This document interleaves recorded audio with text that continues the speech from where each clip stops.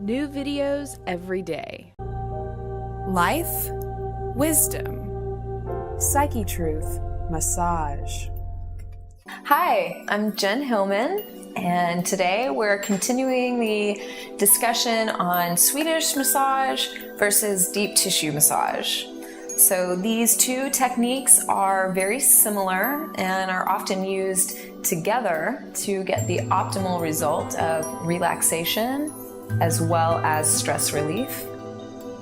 So I'm going to demonstrate some techniques for the legs, Swedish and deep tissue techniques. So to begin, we'll use a little bit of oil just to start to soften the skin. And generally we would use a Swedish stroke to apply the oil. So using long, continuous strokes to evenly apply the oil across the skin. And here I'm using a steady pressure, but not too deep, just enough to really start making contact with the muscles and starting to improve the circulation. And already this feels really good, so you could continue this stroke several times. And it also helps to move fluid that can sometimes collect at the feet and ankles. It helps to just move everything back up towards the heart and towards major lymph nodes that are collected here at the hips.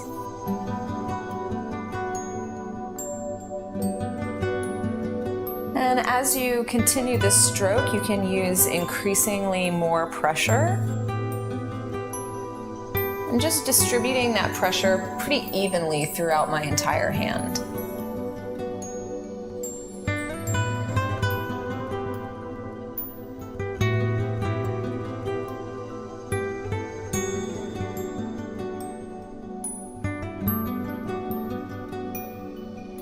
So in my last video, I demonstrated a petrissage technique, which is a way to knead the muscles. That's a great technique to use here on the calves. So you can knead the muscle all the way across, moving up and down the leg.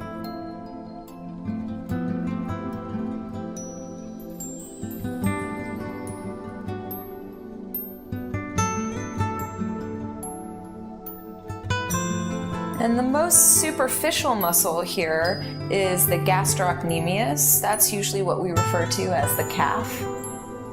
And it's actually a bipennate muscle, meaning it divides into two individual heads that go out to either side of the knee. So you can continue this petrissage motion, isolating the inside edge of the gastrocnemius.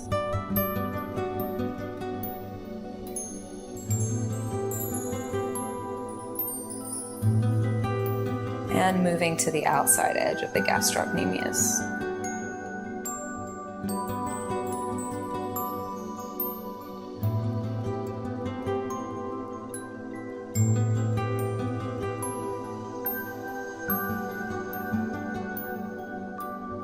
I also like to use my thumbs as the flat, broad surface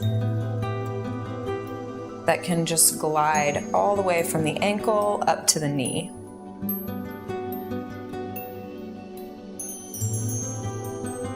So these Swedish techniques are really helpful in helping you to identify where there might be some knots or some places of tension. It also helps to warm up the tissue so that the body can relax into deeper pressure.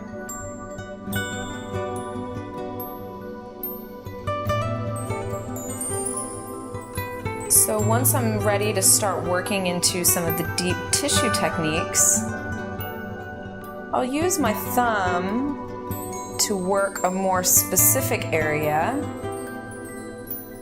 And right in this region, I noticed that it's feeling a little bit tight. So this will be something different on everyone. So you just really want to use your internal perception to identify where the muscle feels tight.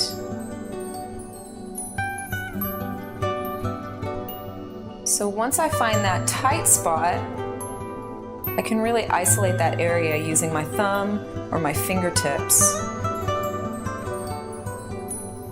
Just applying a steady and firm pressure right into that area where it's tight.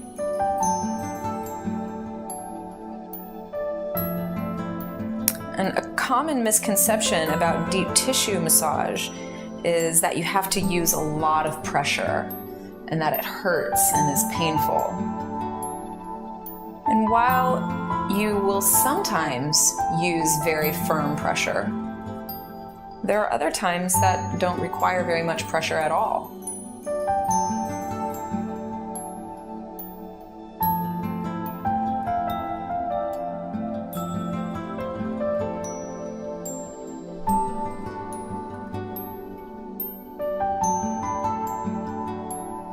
Especially working into the calves and into the legs, oftentimes tight muscles can be very sensitive. So as you start to go in to do this deeper work, it's important that you be sensitive to your partner and make sure that they're not uncomfortable.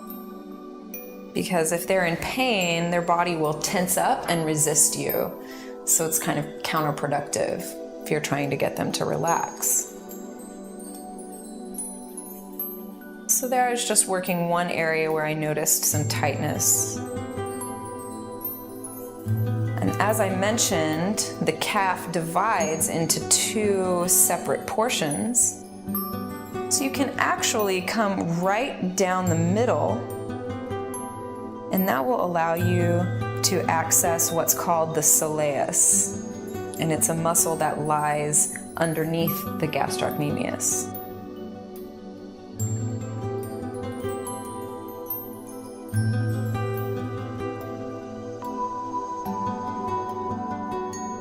And here I'm just working slowly and gently, being mindful of the pressure that I'm using to allow her body to relax into what can sometimes be a more sensitive area.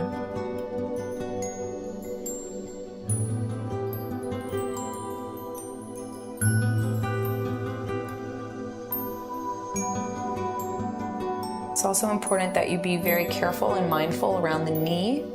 There are a lot of nerves that gather around the knee, especially at the back of the knee here. So we don't want to apply a lot of pressure at the back of the knee. You can really send somebody flying off a massage table if you're not careful.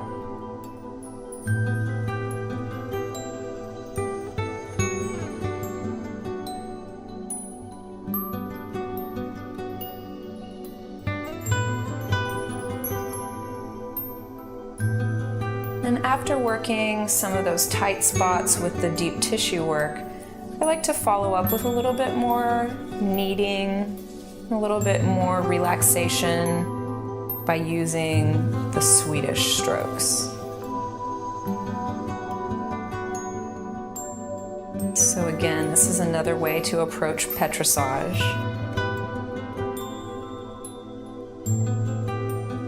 Just kneading the muscle back and forth.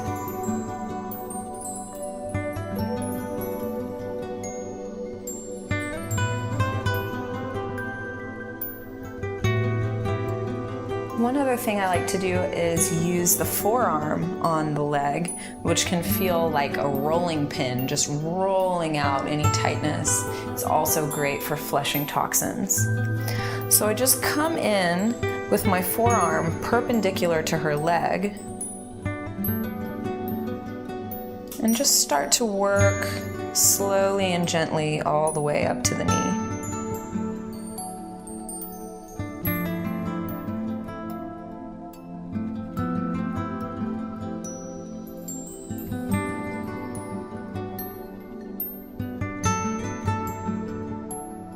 Easing up on the pressure as I get to her knee and come back to the ankle. And something to note here, I'm not relying completely on the bone of my forearm, but I'm actually rolled onto the softer part of my arm, so I can use a firmer pressure without giving her too much from the bone. So it's soft tissue against soft tissue.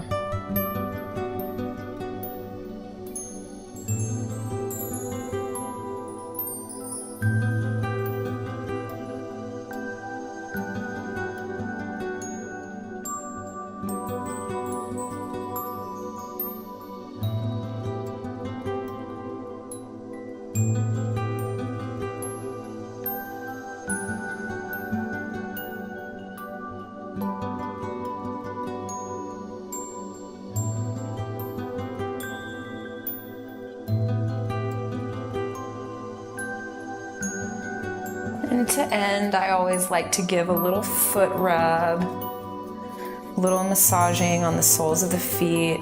Everybody enjoys a good foot massage, so you can pretty much never go wrong here. Unless your partner's ticklish. Then they might not like this part.